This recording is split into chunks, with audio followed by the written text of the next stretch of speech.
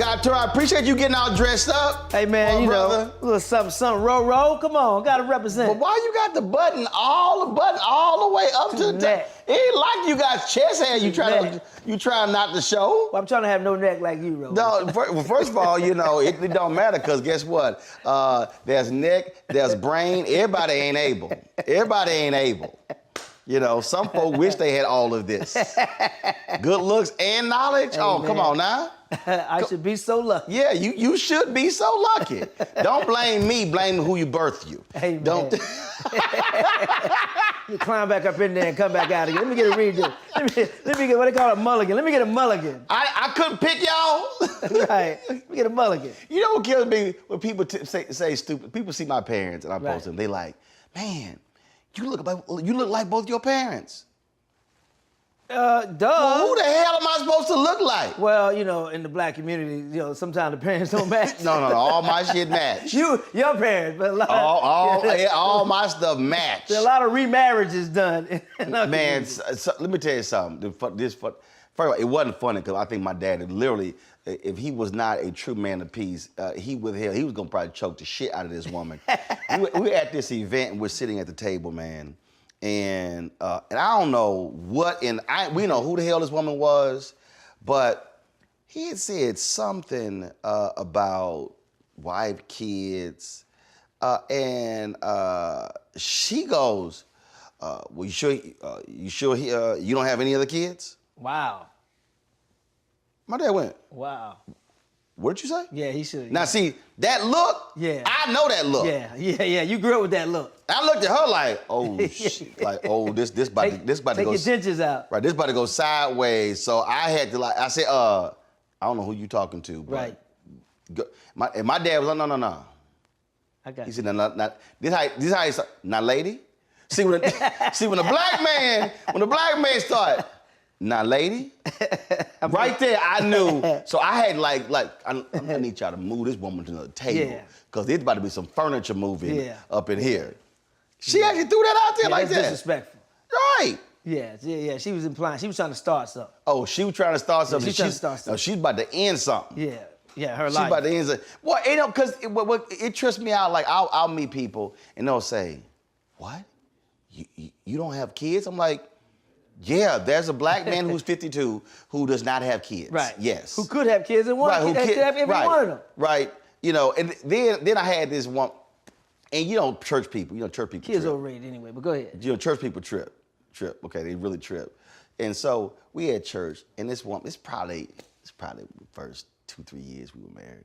And now we at church, and she pressing about ain't no baby in the bun. Y'all not gonna have kids, And so I answered the question. My wife Jackie, she answered the question. So we trying to be all cordial, and she keep pressing. Right. And she keep pressing. Right. Finally, I'm like, hey, we fucking. Ain't nothing wrong with the equipment. Now let's be clear, okay? Now, if God wants to have kids, it's gonna happen. Right. But we fucking. That part. And now Jack was like. That part. I was like, look, I tried to answer the question. Nicely. The church way. Yes. I tried to answer nicely. Yes. Calmly, professionally. But she kept bugging. Yeah. And I said, okay, I'm just gonna have to go ahead and make it plain. Bust in the head with words. See, that's the thing. Everybody wants you to have kids until it's time to babysit. Then they go scatter. Yeah, okay, no. Yeah, but I just needed her to understand. And I don't get that. I've never asked somebody when y'all gonna have a kid. When y'all gonna have kids, or none of your business. or when you get married, when you go sell down. Matter of fact, I don't even. Do you have friends who say, "Hey, guy, can you introduce me to some of your friends?" I don't even do that. I know. Look, I know my friends. You won't be none of my damn friends. Trust me, I know them heathens. I wouldn't do that to any woman. I just don't even. Look, I ain't playing no love connection. Yeah. No, I don't. Every time I did it didn't go right. Right? I did with Nick Cannon years ago, and that didn't go right. Selena, I did it with. Well, I mean, we talking about Nick. I mean, what? When you say it didn't go right, what? She didn't have a baby? Well, no, I mean, they got married. Well, he didn't get married, but it didn't work out. Ali's daughter, and her first Layla didn't work out. Layla, and it didn't work out. So you know said, I'm done. I'm retired from the matchmaking business. I'm good. Yeah, I tell people, don't even ask me. I'm good. Like, Roland, you don't have any note? Yep. I let them get it out their mouth. Nope. Nope, ain't got it. No. No. You ain't getting a frat, but no. No. No. Because I ain't trying to be caught in the middle either. You know, I ain't trying to, because now that splits the friendship, it ain't gonna happen. And that happened. I tell my cats, you can't fuck within the circle. And we got a group of friends, we hanging out, and there's, co-ed. Because once you try to smash somebody in the circle, it don't go right, messes up the whole circle. So now somebody don't want to come around when they don't want to come around. And now we gotta be deprived of the fun of one friend because y'all done smashed and it didn't go right. Right. It happens. Right. Well, no, that's how it was, in our fraternity chapter. Yeah. Now you don't get in the way of the brotherhood. You don't sit here and in fact, way it went down with us is, if you were interested in dating a sister who dated another brother, right, you had to go to that brother and seek permission. Woo. Oh yeah. No. Because the whole deal was your same thing. We ain't letting anything get in the way of the brotherhood. Right.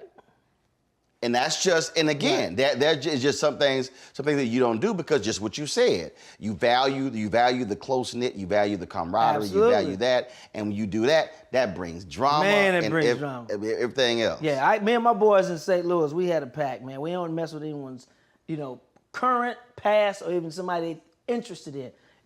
We don't do it. Right. Just don't do it. It's respect. But LA, they got a different code.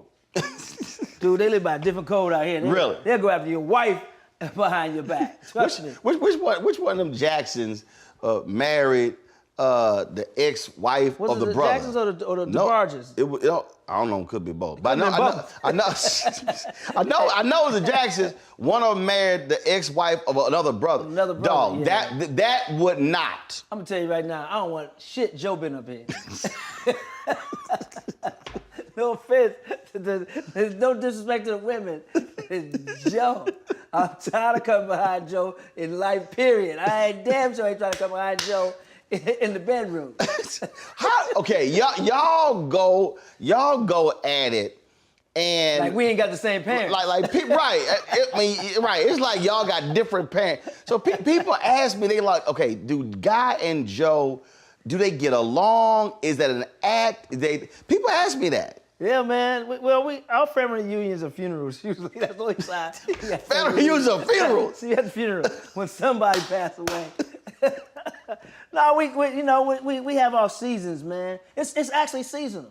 It depends on Why? I'm tripolar because Joe's Joe. Let's just be honest. Joe's Joe. Period. I don't say anything else. Anybody who know Joe know what the hell I'm talking about. Joe's Joe. Okay, you say you tripolar. I'm tripolar, so I have to adjust which move's gonna deal with Joe. Joe is just Joe's Joe all the time. That's a problem. Why is that? But it's like, if that's just who he is. Right, and that's what I had to accept. I had to accept that, you know what? That's who he is. You can't get blood out of a turnip. You ain't gonna get nothing other than Joe. So what's the age difference between y'all? 4 years. 4 years. Yeah. All right. So was it like that growing up? No. I didn't get like that until I moved out. When I first moved to LA, me and Joe lived together, right? And that was a big blessing because I didn't have to worry about paying rent. Right. Out here struggling, doing my thing, and that was a big, big help. And then when I moved out, I think that's when I saw the division because I think Joe felt like I didn't need him anymore. Right. And it wasn't that. It was like, I'm a grown-ass man. 2 grown-ass men. That is true. You don't need him anymore. Right. When you grow up, first of all, when you grow up, it's like, hey, you help, and this time you get your ass on out the house and go do your own thing. Right. He didn't want me to move out. But I'm like, you know what? At the time when I moved out. I mean, what? Were you paying a light bill? I wasn't paying anything. And I said, you know what? I need this responsibility. It's going to make me work harder at my career if I know I got rent to pay, I got bills to pay. I was paying a cell phone bill, that was it. Right. No, but Joe was treating me like a little butler, because so I'm telling you, I was like Benson. And I'm telling you, man. Please fetch me Yo, some water. He was using Jedi mind tricks. Yo, man, you still make them good grilled cheese sandwiches you made when you was little? Yeah, man. No, you don't. You know, next thing I'm at the stove. Flipping. Like I'm gonna show his ass. Yeah, exactly. And then it dawned on me, this nigga done tricked me. He done tricked me again. Got me again. But yeah, so I think that's when kind of the division or the angst started, man. When I moved out and then I started working after. I think that's when it started. See, that's just, my whole deal is, well, and obviously that's different because you're also in the same space. Right, You're in the same industry, you're sort of in, and so you got that going on, and people always talk about, sibling rivalries as well, but it's just like, for me, knowing both of y'all, and then talking to both of y'all, and when the other name come up, it's like, damn. Yeah, like dark cloud. Right. And I'm like, what's up? It's dark cloud for sure, man. Yeah, it's yeah.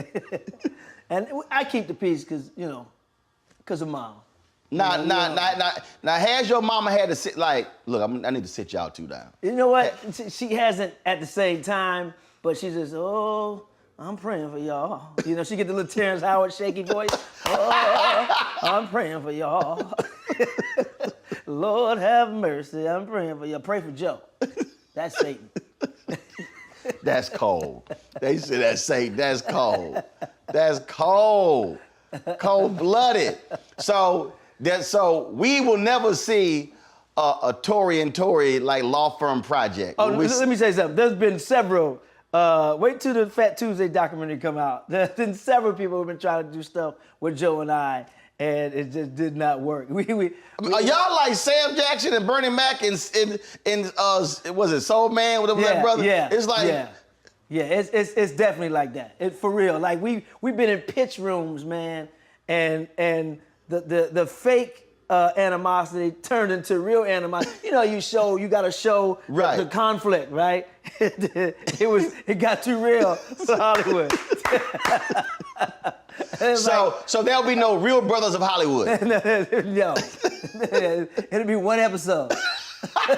It'd be like the Richard Pryor show. Yeah, exactly. There'll be a presentation, and then that's it. Like I don't think we're making past the sizzle. Damn, y'all wouldn't even do the pilot. You said no. Yeah, it wouldn't make it to the pilot. Y'all wouldn't even get to the pilot. In the sizzle, it would sizzle out. Damn. The sizzle would fizzle. That is crazy. Yeah, it ain't gonna happen. That is crazy. You got a lot of zeros. Got a lot of zeros behind that thing, and it gotta be the right project for us to come together. Wow. Yeah, absolutely. That is crazy. And I'm not shy about saying that. That is crazy. I'm not into the whole hiding the family. We love. Nah, I just keep it 100. So y'all love each other, but we don't like each other. That's it. We love each other. Love each other, but don't like each other. That is. It's like spy versus spy. One of us. I'm never trying to sabotage Joe, but there's some sabotaging going on the other side. Man. I'm Deborah Owens, America's Wealth Coach, and my new show, Get Wealthy, focuses on the things that your financial advisor and bank isn't telling you, but you absolutely need to know. So watch Get Wealthy on the Black Star Network.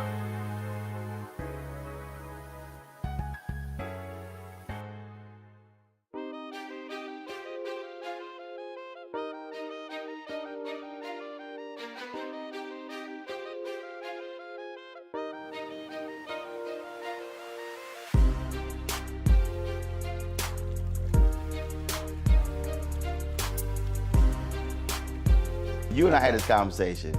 What's up with you and fighting? What do you mean me and fighting, man? Because you. I'm a lover. No, what was it? We were talking. You like, yeah, I will fight somebody. You said that was a period where you would somebody would tick you off. Oh man. And y'all would just. Oh yeah, I got triggers. Like what in a podcast or something? Oh yeah. That was unstable. The podcast was called Unstable. Cause we were talking and you were like, man, we went from this. The next thing I know, fought two members. Yeah. Like physical. Yeah, fisticuffs. Yeah, straight up like boom, boom, boom, boom, boom. Yeah. Yeah, it was. You know what, Roland. Is that back to that tripolar? Is that what it was? That wasn't tripolar. That was short man complex. that was me being you know how it is with comedians, man. We with radio, with TV, right. You gotta go. Right. You're in there. And sometimes, you're gonna say what's on your mind. And sometimes, a lot of times, I say it at the wrong time. It happened at NBA Entertainment League. I was playing basketball, and people know that I talk. Right. Joan and everybody. Well, one particular time we playing a game, and the dude who was shooting free throws, I said a joke about his mom, my mama joke, and I didn't know his mom had just passed away. Right.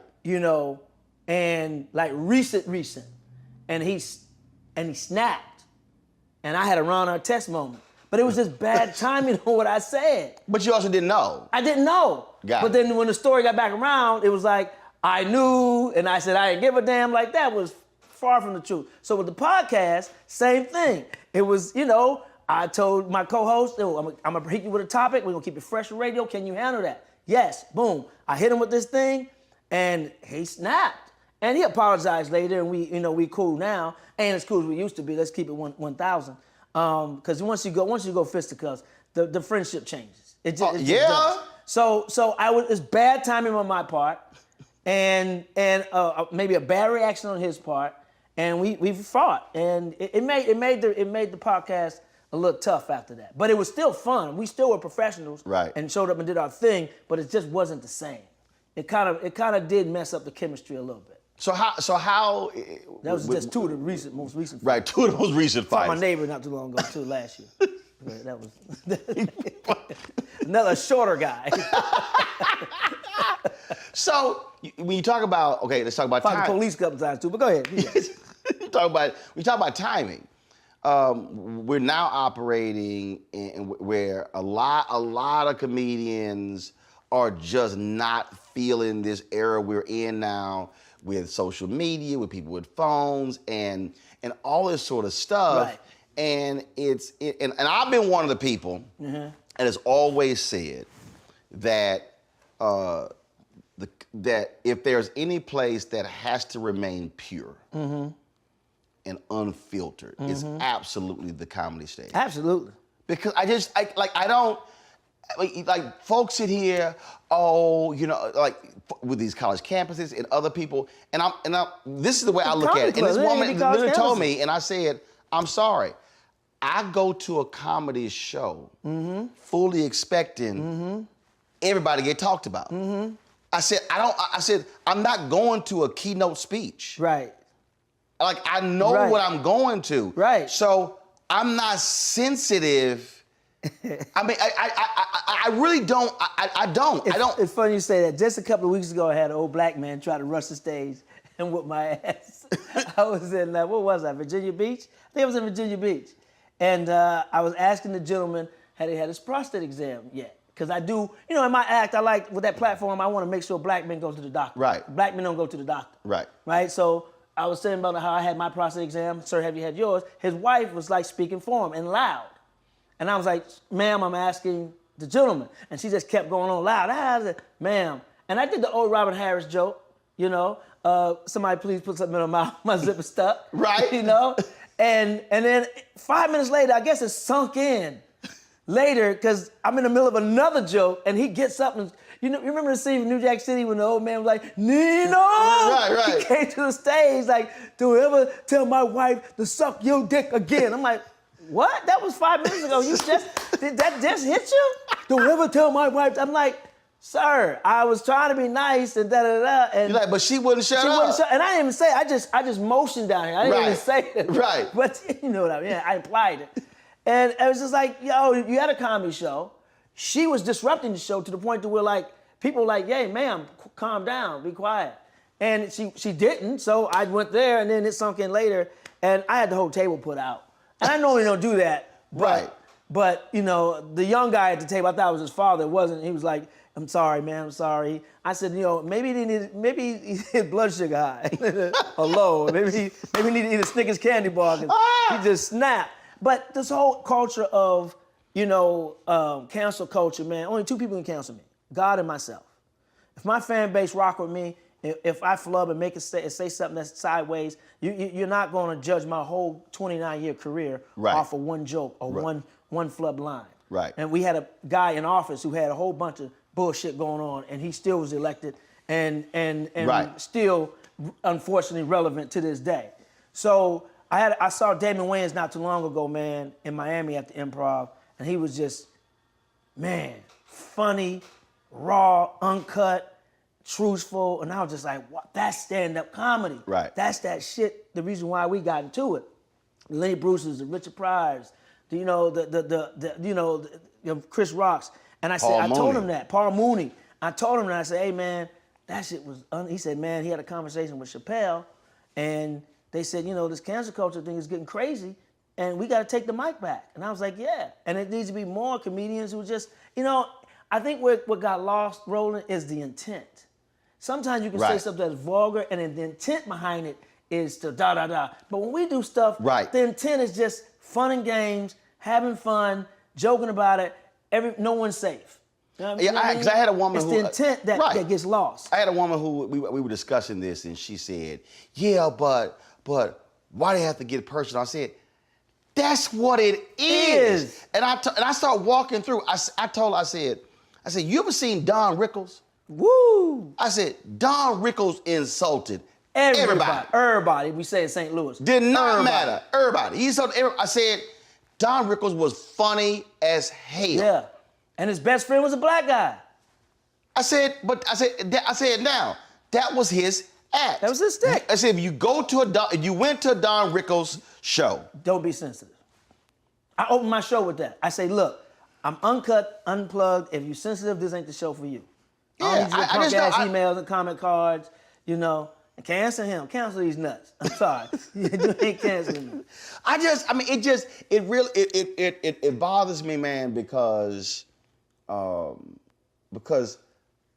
get it. I get, to your point, you get what the point is. The point is, and like I said something before, I said, comedians say stuff that we really want to say, that we can't say, but the point is, it's a lot of stuff comedians say that's truthful as hell. Right. But they make it funny. Right. And we laugh because we also think the same thing. Right. And I'm like, first of all, you gotta understand comedians. Most of us are dark, twisted individuals on the inside. Something's wrong with us on the inside. We're broken. We do comedy because we want people to laugh with us. We need that. Whatever void that is that we have, we want that filled with laughter. A lot of us make a lot of people laugh, but we don't laugh ourselves. So it's therapy for us. We do comedy to bring laughter, to bring light to our dark insides. You know, that's why you see some comedians with depression, so many comedians on drugs, comedian overdose or whatever. We're dark creatures, but that dark, our comedy brings light to that darkness. It gives us a little bit of light when we see an audience laughing, or we make even one person laugh. That's good for us, and we're kind of control freaks. Right? We want to control. I heard a statement where it says, we do comedy because we're so afraid of getting laughed at, we do stand-up to control the laughter. And a lot of that is true for most comedians. I know it's true for me. I'm just going to be honest. I can't speak for every other comedian, but as you analyze and look at comedians and talk to them, our community, it's like that. That's why comedians, you know, can make such great dramatic actors if they take their comedy ego out the way and allow them to tap into that dark side. When you see comedians do dramatic work, I'm not surprised that they're good dramatically. It's a lot of my work has been dramatic more than comedy. You look at Richard Pryor, who has some dramatic work where you look at his stuff. You look at Eddie Murphy. Yep. People thought, you know, Dreamgirls was the first time they saw Eddie dramatic. No, in the movie Life, Cicely Tyson was in Life. She got completely cut out. There's some scenes, she played Eddie Murphy's mom. There's some scenes in that movie where her and Eddie go off and they talk. And this is before Dreamgirls, and I was like, wow, Eddie got some range. I didn't know he had that range. I knew he had range because of the characters, but he went deep. with that. I was like, wow. Well, you Robin Williams. Robin Williams, Billy Crystal, even Kevin Hart. Right, I did a and movie with Kevin Hart, independent movie. Russ Parr, a syndicated radio DJ, did a movie called The Last Stand. And Kevin Hart plays this comic who's a ventriloquist who has a meltdown with his dummy. And back then I said, ooh, if Kevin ever decides to go dramatic, which he did in a recent movie he released, he's gonna be tight because he was able to take his comedy ego and tap into that dark side. And that's what we have to do, and then that's what makes comedians who act, who make themselves vulnerable, great actors. Marlon Wayans, another one who taps into that dark side, and does great work. The Whoopi Goldberg. Yep. The Monique. Yeah, which impressions. Yep, absolutely. Funny, but it was able to tap into that dark side. The art of. Not the art, the science. When you talk about the craft, one of the things that I've had other conversations with comedians, what drives them crazy, and we saw this a lot with the second iteration of Def Jam, and knowing you probably try to blame it on Joe. When you had, no, Joe was great. When you had this generation of comedians who just came out just cussing, and there was nothing there. It was, and I remember who was I talking to? We was a group of us with several comedians, and they were saying that's not comedy. Right. That you've got to put the work in the Right. craft. When you came to the DC Improv, we were talking backstage, and, That's right. and you went on with this big ass legal pad and your pen, and you said, "All right, y'all, let y'all know I'm working through some stuff. Right. So if I go back and look at my notepad, just understand that. Right. So." Walk us through what is your process in terms of, it's not just like, oh, just pops into a head. What is your process as you are putting your thing together, putting your routine together, your act together? How you going through that? Well, first of all, I used to never come on stage with a notepad. And I thought, even in a comedy club, that's the show. You do that work before you get there. But then I saw some of my heroes do it. And I'm like, whoa, I saw Robin Williams do it at the Comedy Store. I saw George Carlin do it at the Comedy Store. I saw Dick Gregory do it in a live show, taping a show, and he had his notepad. And I'm like, wow. And then Dion Cole, he made it popular back on Def Jam back in the day when we used to do the whole check off thing. Right. That was he killed with that. So I've seen those. I'm like, you know what? It's okay. Right. It's okay if these greats done it. Well, TV anchors have no cards. That's true. With the questions on it. That's true. So I started doing that, and it also people got to understand what a comedy club is. Comedy club is the gym. That's where you go work out. That's where you work out that stuff that you're trying out and trimming the fat off of a joke or putting more on top of a joke. And that's the gym. That's where you work it out. Then you go to these other platforms, these streaming networks, and Amazon Prime or the other competitors, because I'm Amazon Prime guy. I got messed that money up. Drop. These other platforms, all those late night shows, the talk shows at night. That's the gym. That's the beach. That's when you take your shirt off and you flex a little bit. But in the comedy clubs, that's the nuts and bolts. The Laugh Factory is called Laugh Factory for a reason. Because what do you do in factories? You build shit. Right. And that's what comedy clubs are. We're building our act. Some people confuse a comedy club show with a theater show or an arena show. Got it. They're not the same.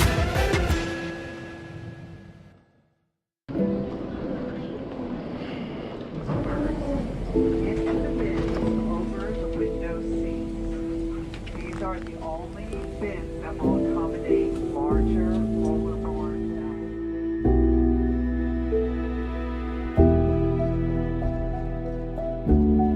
They put 10 in here? 10, and you don't come out till you die. And you eat him, you eat 10. Oh my God.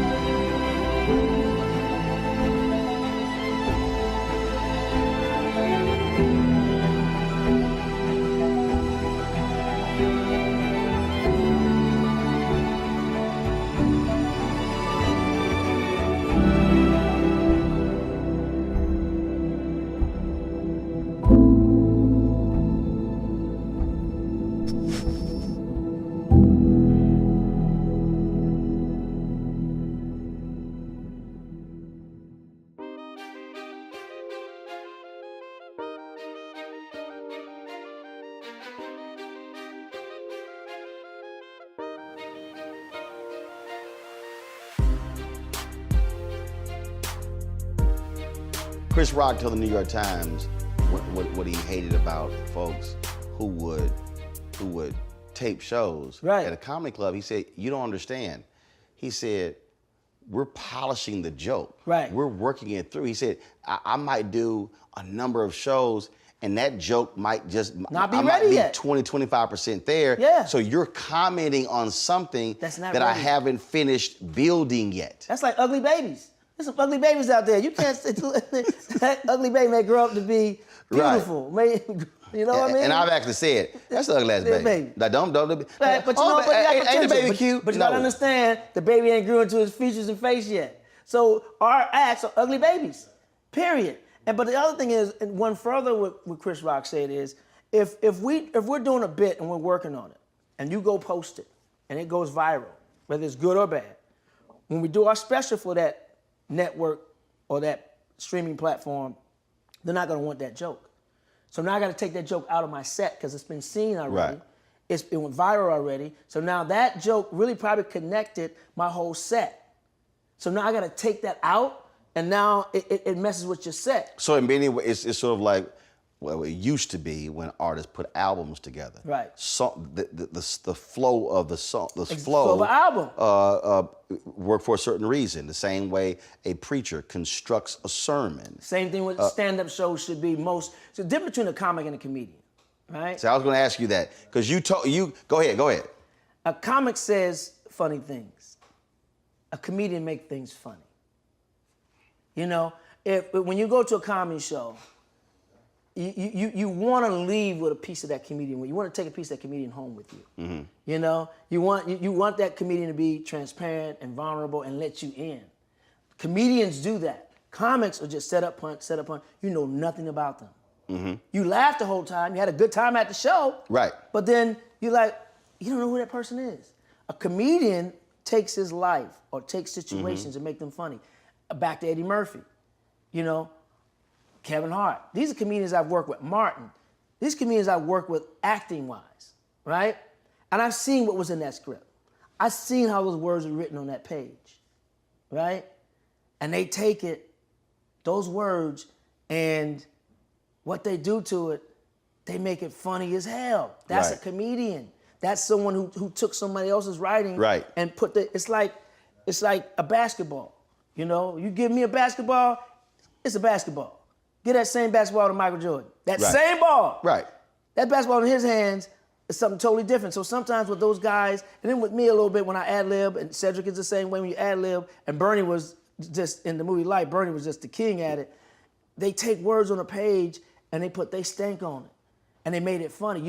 Some people you don't have to write funny for. Right. They gonna find it, or you write it and they gonna find the funny.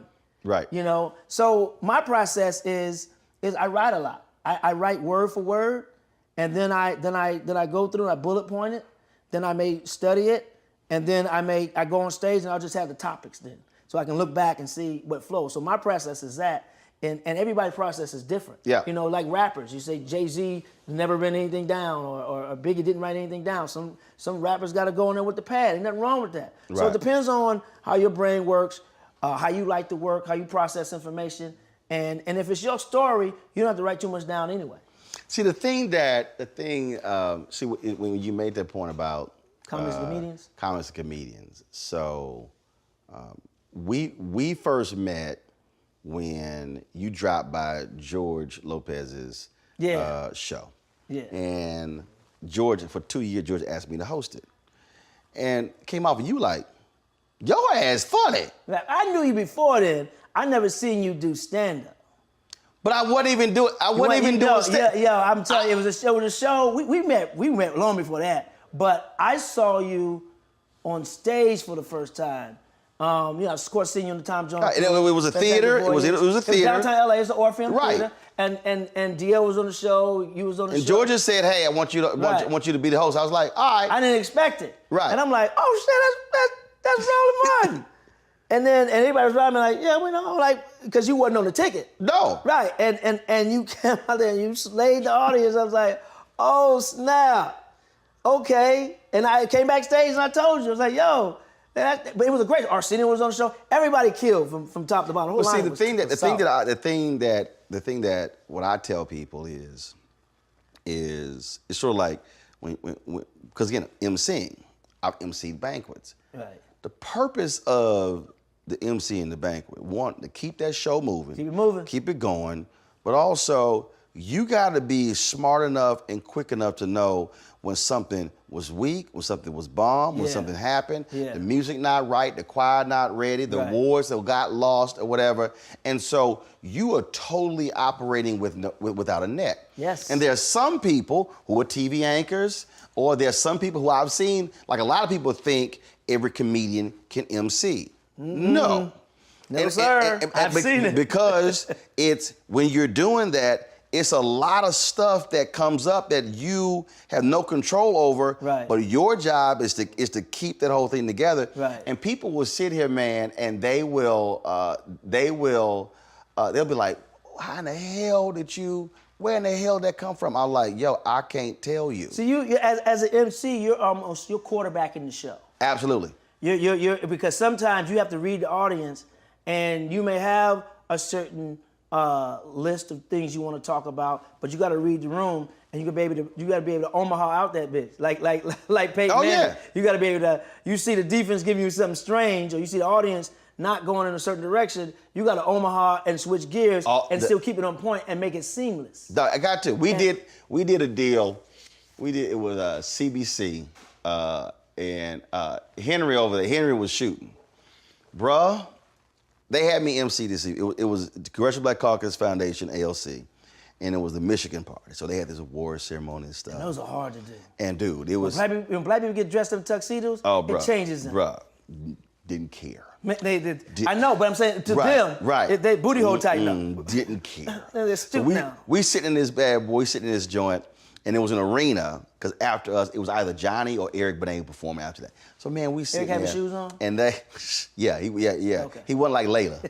He wasn't like Layla Hathaway. She never got her shoes on. So, man, we sitting there. So they forgot the awards. They forgot the awards. So this is an award show. They were handing out awards. And they forgot the actual awards.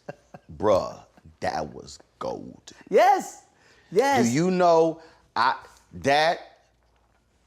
stayed with that bit the whole through line. Bruh, it was at every.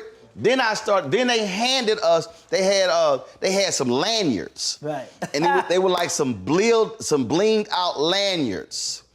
And I'm like, yo, bring me 6 of those lanyards. These are gonna be the awards we're gonna hand out to each recipient. Dude, and the audience is like now the dude who's over the event like is bugging because he's like, it's embarrassing us, whatever. No. So there was like a break or something. So he pulls me back and he's like, can you not mention the awards? Can you not mention the awards? This is what happened, blah, blah, blah. And I was like, okay. And you know exactly what happened. Exactly. When I went out to, I said, they told me. Let me tell y'all what just happened. My man pulled me to the back and said, I can't talk about who forgot the awards. I said, now we got 3 car companies here that sponsored it, and y'all could have driven the awards here from Detroit in a Chrysler, a Cadillac, or a Buick. Doc, I was sitting, man, Henry, to this day, Henry would start crying. Yo, man. Remember, because he was on camera shooting it. Dude, and it was just one of those things where when you get in that pocket. Ooh. Dog. Ooh. Say it God, again. when you get in that pocket, dude, I'm talking about, I was slaying everything. There's no better space. It's better than a wet spot. And again, the people don't understand that, and again, I am not trying to be you. Right. And that's the Being piece. yourself, and you're just naturally funny. So it's just like, okay, if you got timing, if you understand body movement, facial expressions, Yes. throw a certain look, whatever. It's using all of that. Reading the room. Because the point is, I need to make look. Y'all forgot the awards. Come on now, that's a comedian's dream. I mean, you forgot. That's so conflict. You that's right. That's what we makes got it to do what make we do. light of a dark situation. Of the awards. It was a dark situation. We made light of it. That's comedy. Every time. And I'm telling you, every time. Comedy is a straight line that drops off when you don't expect it. Comedy, if you can see it coming, then it's not funny. Dude, when you drop it off, they weren't expecting that. No, they weren't expecting. I've done some stuff. I did EOC, Executive Leadership Council. You talking about tight asses. Ooh, just tight. And it was like 3,000 people. Okay. Tuxedos. So all that. So these are all the black corporate people. Yeah. Now what's crazy is I destroyed that stage. Now, I don't know why they invited me back, because I know for a fact I destroyed the stage. But it was one of those things that, man, they had a rehearsal. I was like, no, I don't go to rehearsal. Yeah, I'll go look at the set. I don't even do that. I'm good. I don't even need that. Like, seriously. But when I give keynote speeches, they say, you want to see our tour? Nope. There's comedians who are like that. They said, do you want to see? I said, no. Yeah. I said, they say, handheld, headset, don't matter. Yeah. Because my whole deal is, I know what I'm doing. You're going to do you.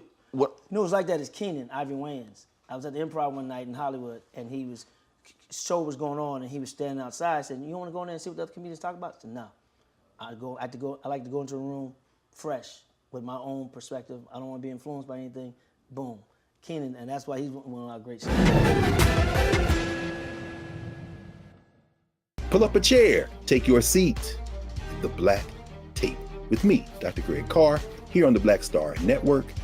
Every week, we'll take a deeper dive into the world we're living in. Join the conversation only on the Black Star Network.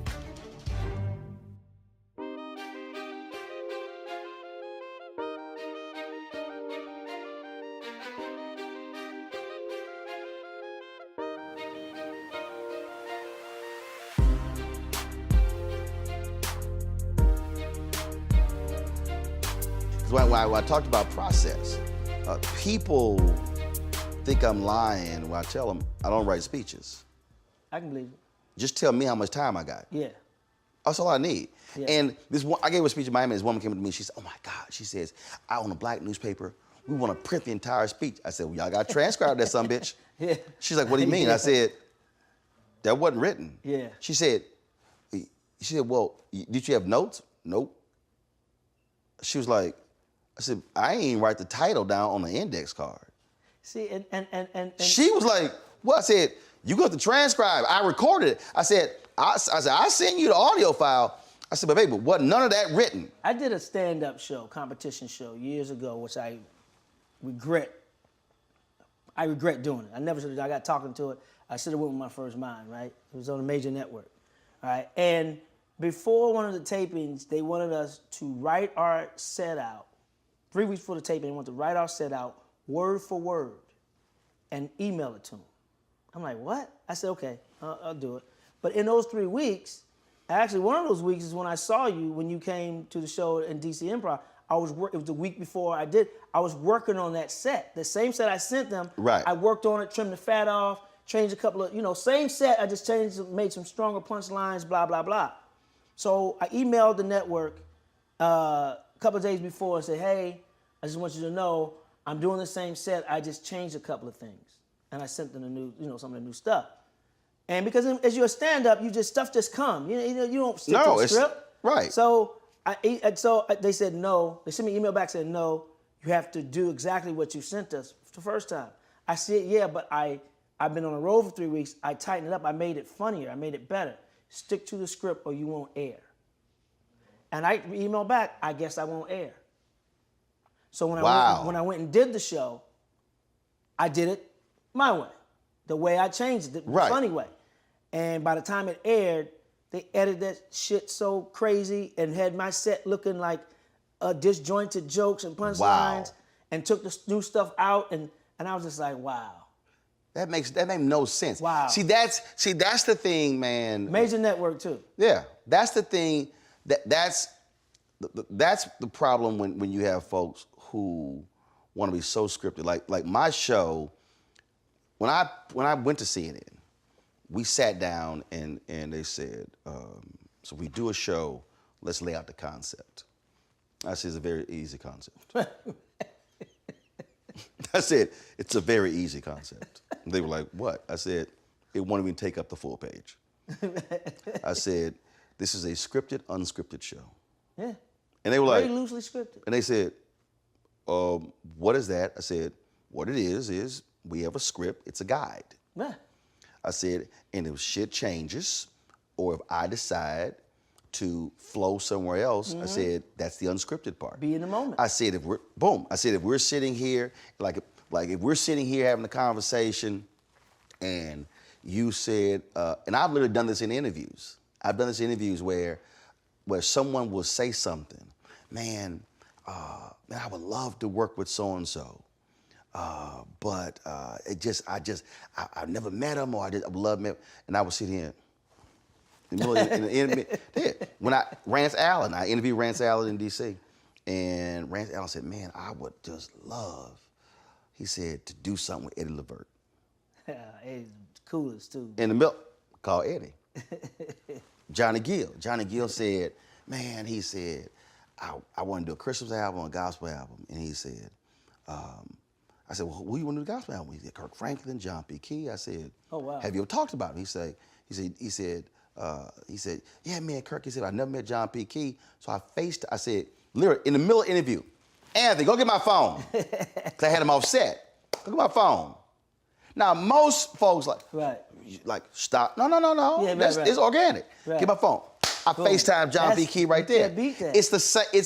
That's the thing that makes and Johnny was like, is this fool sitting there? He actually, right. Are we live? He actually FaceTime it and like in the middle. Right. First of all, my show, I own it, so it ain't like I got an executive going, Roland, that ain't right. But that's the thing, man, that people have to understand. You let folk flow and do what they do, and they're going to deliver. Yes. You just got to get the hell out the way. Yes, that's the key. And a lot of hosts don't know how to host, and they're in the way. It's about them. It's never about you. It's always about the guest, but you're there to guide.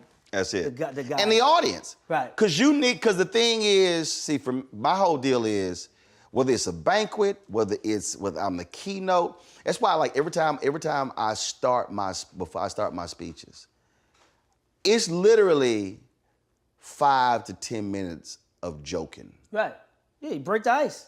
Because see, what happens is, you got this whole program, it's probably boring as hell. Yep. Then they go through this long intro, and I'm like, I don't know why y'all reading all that shit. Right. I said it's in the program. Right. So no, we gotta read. Right. And so it's the whole setup, and so now everybody's like, okay, now I'm starting for the keynote speech. Right. And I get up there and just act a fool for about 5-8 minutes, and then go into the speech because I want to break them up. I want them laughing. I being the alpha. It's always some omega or some kappa there. Why you say Sigmas, Don't nobody think about them. Don't nobody think about them. Them and oldest. Don't nobody think about them. They get a little attitude. You they got mad at me. We was shooting something backstage. My Washington Watch show. Armstrong Williams, big time black conservative. Armstrong is a Sigma. So Jeff Johnson was there with his dad. May rest in peace. And Jeff Johnson's dad was an alpha. Jeff is now an alpha, but he wasn't one then. Right. So Armstrong, so Jeff said, hey, want you to meet my pops? He said, he's an alpha. So, we grip. And so Armstrong was he said, oh, really, you an alpha? Both y'all alphas? I'm a Sigma. And I said, and we had this thing called the black room, and we had the camera running. And he said that, I was like, I ain't never met many Sigmas under 55. Dog, that for like 2-3 years, Sigmas, man, be tweeting me, man, that shit was wrong. That shit was wrong. And I was like, well, y'all relax. I said, it's the Greek dozens. Right. I'm like, it's what we do. Yeah. I'm like, you just mad that joke hit, and it hit, it took the wind out of you. So when it hit, I mean, other people think the same way. But then when the Sigma president came on the show, he was like, now look, he said, don't you bring up that 55. Hit a nerve. Hit a nerve. And I was like, look. So when I give a speech, dude, when you talk about, it's same thing. when you mentioned homegirl who was talking and the dude. Yeah. You pick out a few, like, Yeah. I'm gonna wear your ass out tonight. Yeah. Every time. Yeah. It's likely gonna be a loud Omega So we're barking. who you about to be the foil to my intro. And I'm gonna wear your ass, dog. I'm gonna wear your ass out. That's why you can't be so married to a script. Dude, I can't even, Guy, I'm not lying. First of all, I don't write speeches. I don't even decide the title. I've settled on something, and they're introducing me, and they finish, and I get up. Now, mind you, I'm only 2 seats over. Right. And I will switch the entire thing. Yeah. So the I've ability done to that be with able just to stand-up. completely just, whatever happens, I can throw that sucker out, Yeah. and I can just go with it. Yeah. But people think, and they think that you don't put the work in. No. You put the work in. No, I'm visualizing. Yeah. Because it's funny when you talk about cut the fat off. When I go on news shows, 4 or 5 people host 8-10 minutes. You ain't got 30 You gotta minutes. get to the chase. Yeah, get to it. So I'll sit here and I'll like topic. So I'll work on a phrase. I'll work on a Signature line. right. Soundbite. And I'll sit there and I'll refine it. I'll tighten it and hold it for the right moment. That becomes the viral thing. Got it. Yeah. And that's the thing that, and I tell people, look, everybody has, to your point, everybody has different ways of doing Different it. methods to the madness. Right, but you just gotta know how to sit here. Like my wife, she's an ordained minister. Right. That when she gets a sermon, she goes into like a cocoon. She got like 8-10 books. Dude, she's like, and I'm like, I'm half of that. and I go, what you doing? She says, oh, I'm preparing for my sermon. I said, when? She says, oh, it's in 3 weeks. I said, 3 weeks? What you doing? Doc, she got so mad at me. This church in Chicago asked me to do 3 sermons. I said, all right.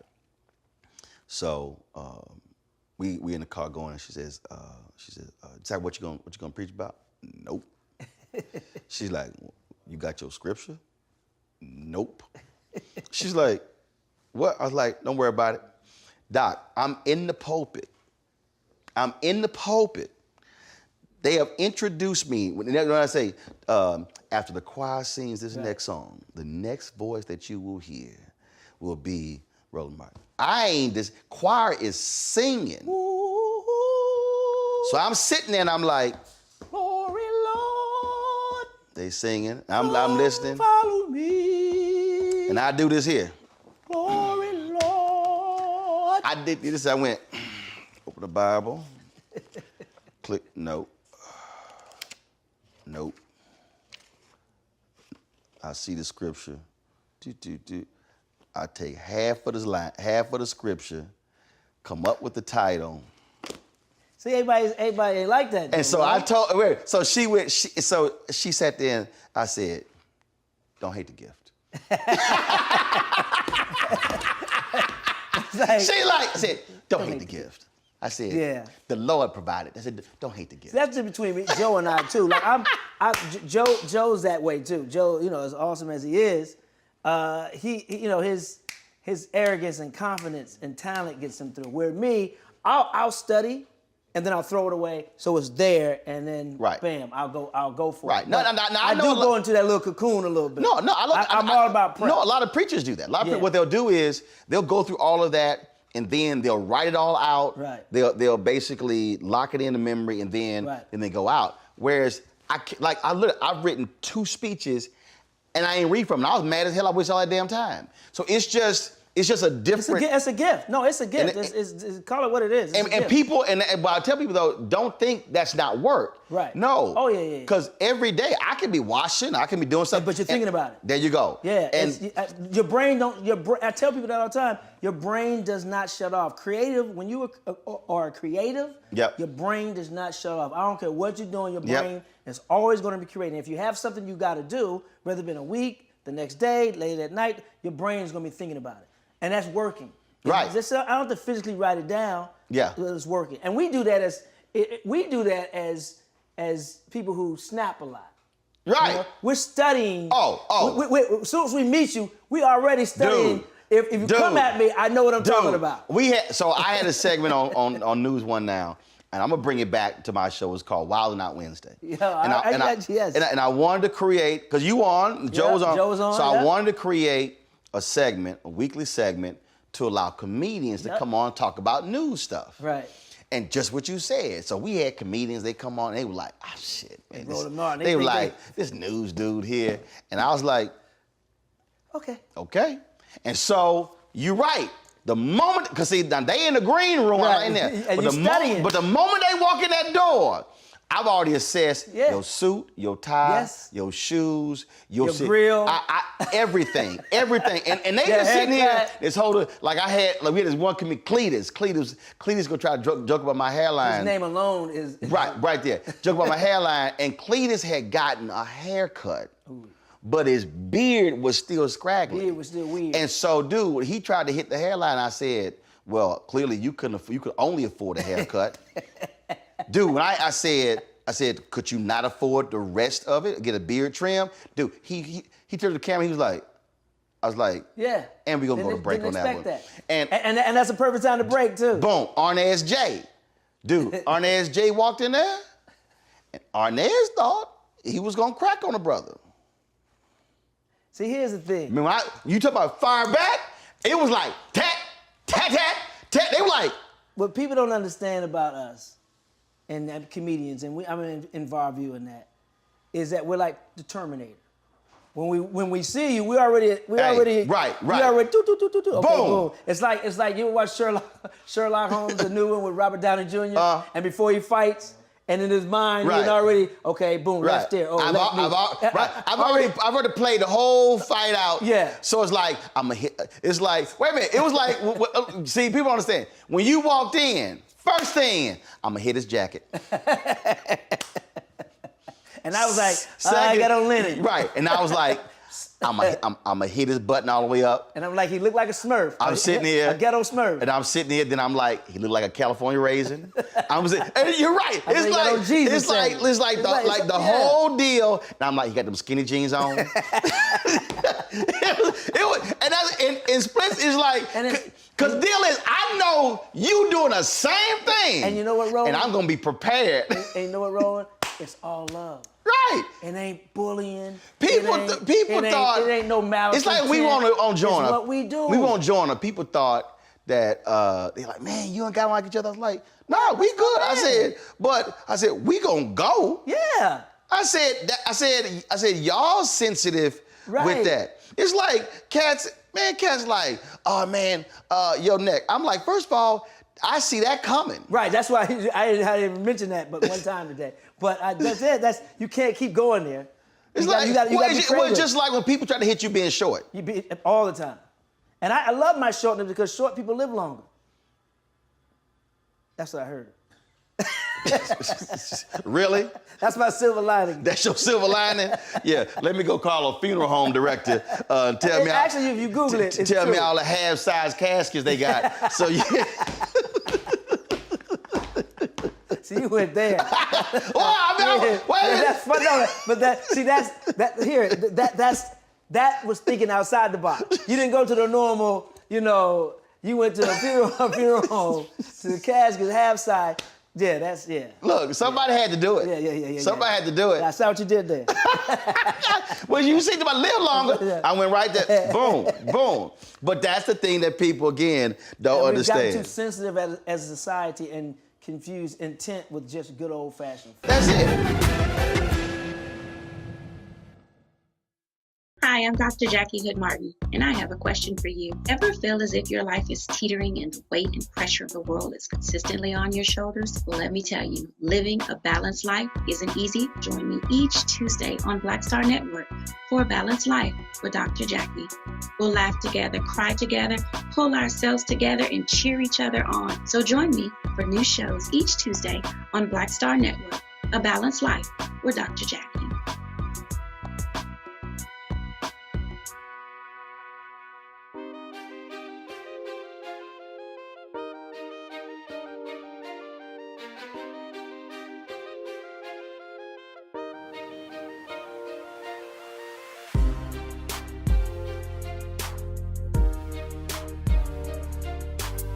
right, so who would you, living, we'll start there, and then we'll go to seats.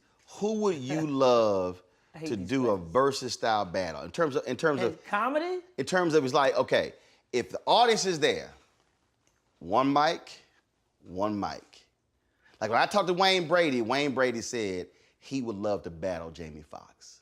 Well, yeah, because they're similar. Right. Yeah. But if you, we know it ain't gonna be Joe. Right. But if you, Hey, me and Joe had one of those. Okay.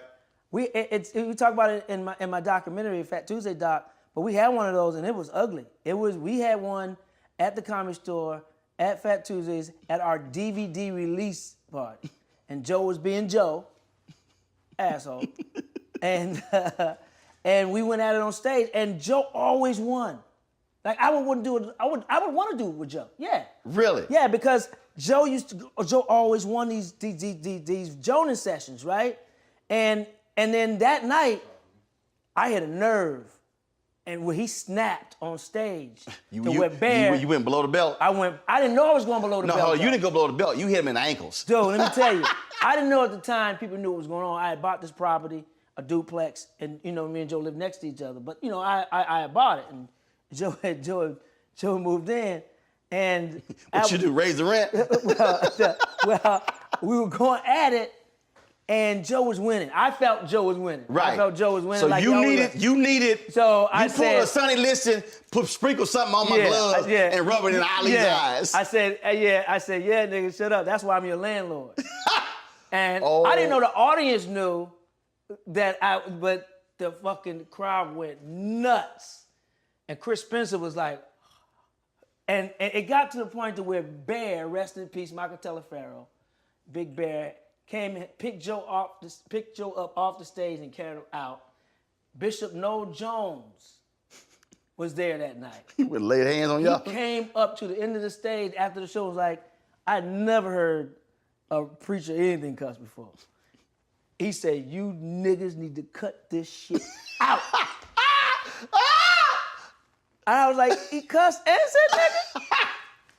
He said, y'all leaving too much money on the table.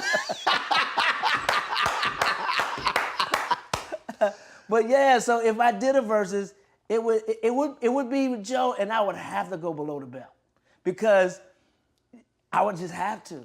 I know it's gonna probably split the family and make them mad, but I would just have to. Cause we started talking about. Is it because in that setting he's so quick? Joe's one of the best. Joe's one of the best, man. And I mean, shoot, let's be honest. A lot I learned from Joe. Right. You know, and everything Joe did, I did. Joe played football in high school. I played football in high school. Got it. And was better. Joe started acting. I started acting. And I'm better. Joe was doing stand-up, and I was doing stand-up, and I'm better. And Joe wrestled. I wrestled. No, Joe was better. Joe was better at that. But when Joe was better at that. Now, see, okay, remember we were talking about being in the pocket. We had the OJ's golf tournament, and they was like, Roland, we need you to do the award ceremony. I was like, look, man, this is my third time y'all asked me to do something for free. Right. I said, y'all gonna be performing at a birthday party or anniversary party. I'm just letting y'all know that did happen. My parents' 50th anniversary, I called Ed, I was like, remember I told you he's gonna get the call? Yes, I said, sir. y'all asked me to do shit free 4 times. Y'all don't sing for free. Yeah. I said, so they had to do that. Yeah. So we were at Firestone. Dude, I went up there and I ain't give a damn. They were like, Joe, why don't you come on? Joe said, hell no, that mic too hot. Joe said, his ass. He said, I ain't walking behind that. And we laugh about that, but that's one of those things that respect is also you gotta be Kenny Rogers. Know when to hold him, know when to fold him, know when to walk away, know when to run. Come on, Joe. Joe said, he said, that mic too hot. Yeah. He said, Ro got that thing, go ahead. Yeah. But that we talking about when in the pocket. Right. When you just in the pocket. I was in the pocket one time, so in Cleveland, man. Improv back in the day, man, and I had to pee bad before I went on stage. And I toughed it out for like 40, 45 minutes. But I had to pee. I was gonna pee on myself. I ain't peeing myself on stage. But I was so in a pocket, man. I said, y'all hold up. I gotta pee like a motherfucker. I put the mic down, I ran through the kitchen, went to the bathroom, came back, picked up where I left off, and they were still there, and the level never dropped, the energy never dropped. They were waiting. But you can only do that Right. when you're in a pocket. If you sitting up there and they looking at you like you took your dick out in church,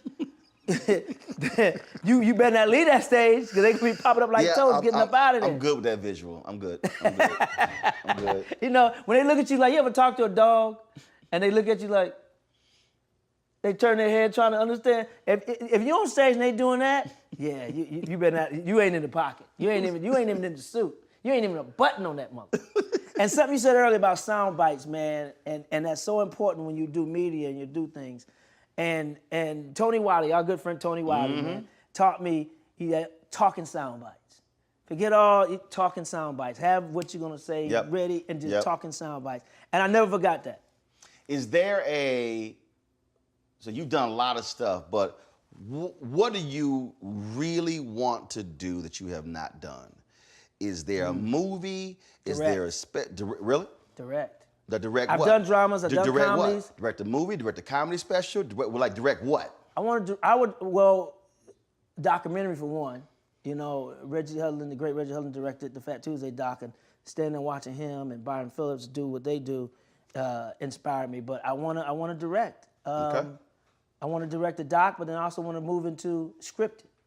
You know, I have an interesting way of pulling performances out of people, even as an actor, but even as little things I directed that wasn't produced on a mass level, but it's all about energy.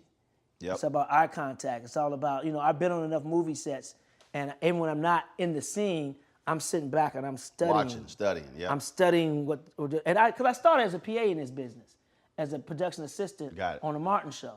So I was always back then sitting back and watching what a producer does, what a director does, what a grip does, learning everything. And you just can become a sponge because I knew one day, I'm gonna be in that position. That's why I'm the same person I've always been because I saw myself doing everything that I've done and more. And you gotta see it. And my faith is so strong, I ain't worried about it. It's something my mom said when my pops passed away. And I said, Mom, you arrogant. I said, I see what Joe gets it from. You're arrogant. You know what my mom told me? What? And I didn't understand it then. I just started understanding it last year. She said, I'm not arrogant, I'm spiritually bold. I'm like, what? How many arrogant person would say that? But then it sunk in, and spiritually bold is she had so much faith in God that she ain't worried. Yep. She ain't worried. And that's hard for a lot of people to handle. Yeah, I'm still balancing it. I still get a little anxiety, and then I'm like, wait a minute, God's in control. What you tripping off of? Yep. We question God like he ain't got receipts. We question God like he ain't got receipts. Like we treat God like a black man on rodeo with Louis Vuitton bags or Gucci bags. Let me see, sir, did you buy those? Nigga, I work for Louis Vuitton. What the fuck you talking about? You know what I mean? So we got to quit questioning God like he ain't got receipts. He done brought us out of so many things and brought us through so many things, but we still like, I don't know. Right. And we got to quit doing that. Well, always good chopping up with you. Yes, sir. We only paid for 60 minutes of parking, so you got to get the hell out of here. So we got. Damn it. Oh, that's that tow truck. Like, no, man. All right, baby. Always. Love you, boy. Appreciate it. Man. Appreciate it. Yes, sir. All right, he gonna get a photo. Man, that was fun. I can talk for hours. Sherry. I want to take up the queen time. 3, 2, 1. Can I jump in that picture with you? Oh, please do. After we done. Did y'all take y'all? Hold on. 3, 2, 1. Hold on, stay right there. Hold on. We gotta get one. Only one. Hold on, Sherry. Sherry. Hold on, Sherry. Why you bugging? Sherry, I need your loving. You know about that duplex store? You was a landlord. You said what now?